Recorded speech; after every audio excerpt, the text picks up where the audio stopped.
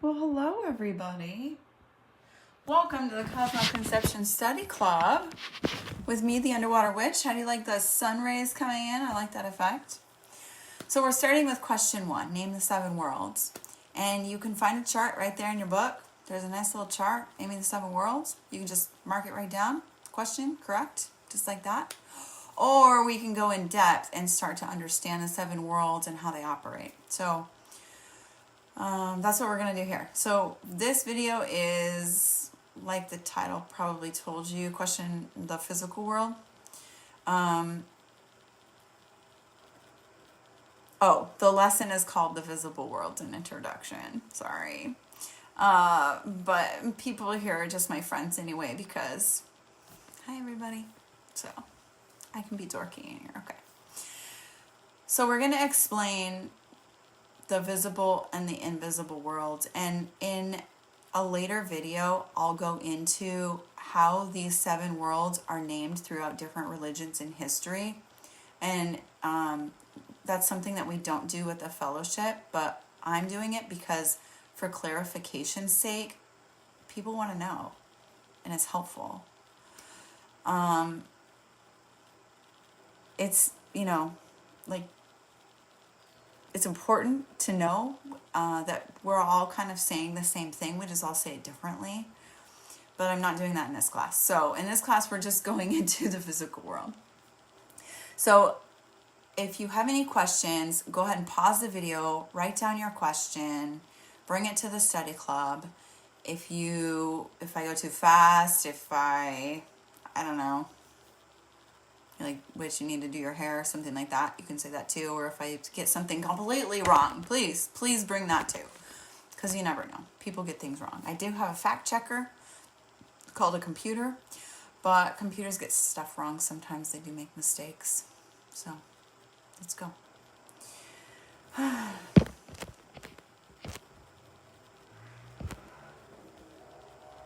Did I go too fast? Trying to go slow. This is my second take. The first one, I went way too fast. Too much information in 7 minutes. Way too much.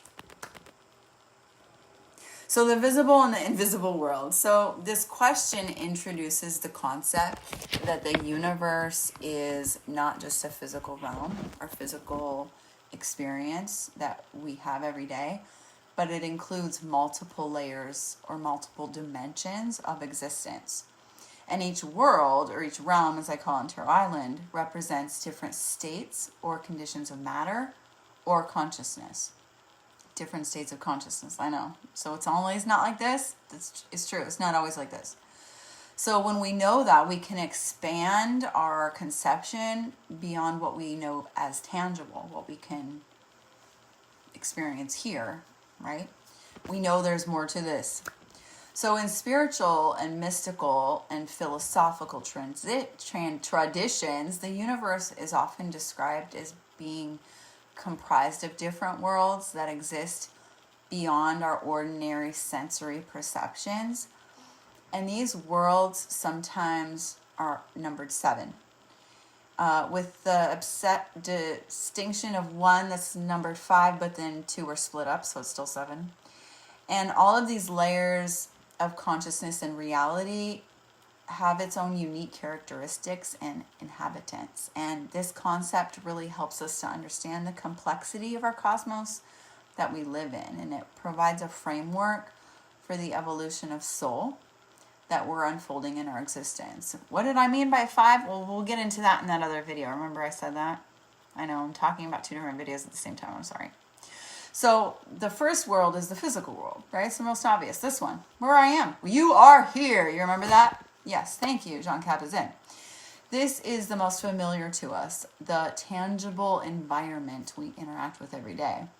It's governed by the laws of physics, and it's perceptible to our senses and scientific instruments.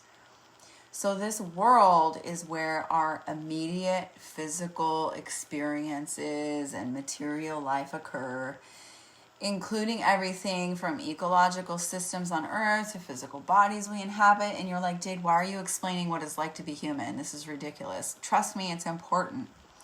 So this world is made up of solids, liquids, and gases. But wait, there's more, like an infomercial, right? When you order 3, you get 1 more. Okay, so when we stick to Max Heindel's teachings in the Cosmo Conception, which is what we're doing right here in this class, he talks about there being a 4th dimension, a 4th aspect, not 4th dimension, 4th aspect to this physical world, which I actually didn't put in my first assignment. I just put solids, liquids, and gases, and I'm pretty sure that Rick marked it correctly, but it's not correct. It should be solids, liquids, and gases, and then the next one. Does anybody know what it is? I'll give you a second to think about it. So, the physical world integrates both the visible and invisible aspects that influence our lives. There's a hint. So here's how we might go about it. Okay. I have to wait, guys. Why? Because I'm a Gemini rising. You guys know about Gemini risings? They trick themselves all the time. It's like I get my phone. I still have to look up my phone number all the time. I do. I get it wrong. How do you get your phone number wrong? It's your phone number. You know, I used to get so mad at my mom. How do you not know your phone number? Now I totally get it. But this brain absolutely does it. Okay. So our 4th dimension is called the ether or etheric region. This inclusion helps us bridge the understanding between what's purely physical and the more subtle spiritual energies. So let's go into ether. So ether describes how the medium functions, the life forces operate, right? To visualize physical form. They emphasize the role in health and spiritual phenomenon. But it's also important to the physical body. So the physical body is the instrument which the spirit interacts with the material world. It's the vessel that allows for this experience and the evolution that's necessary for spiritual growth.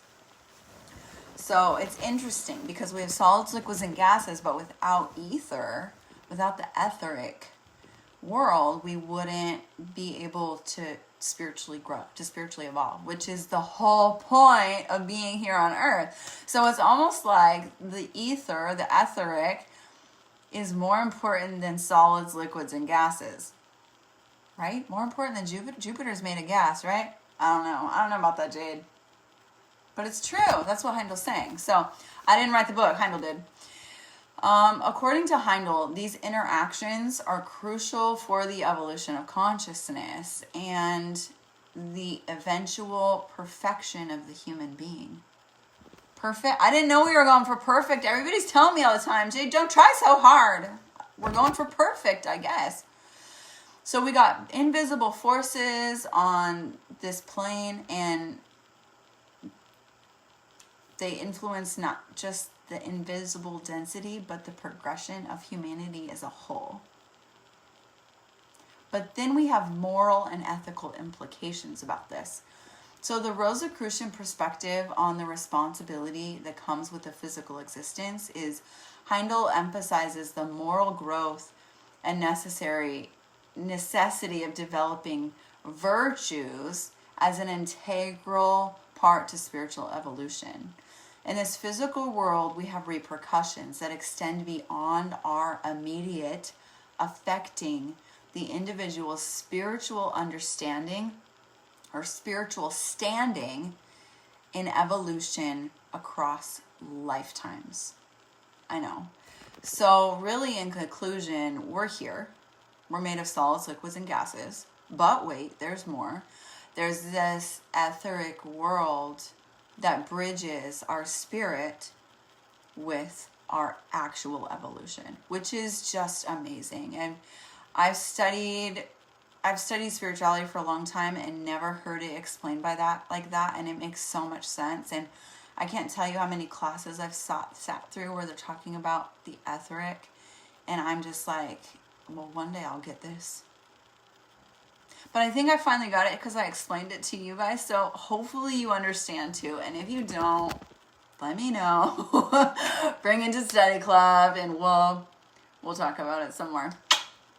Bye, my lovies.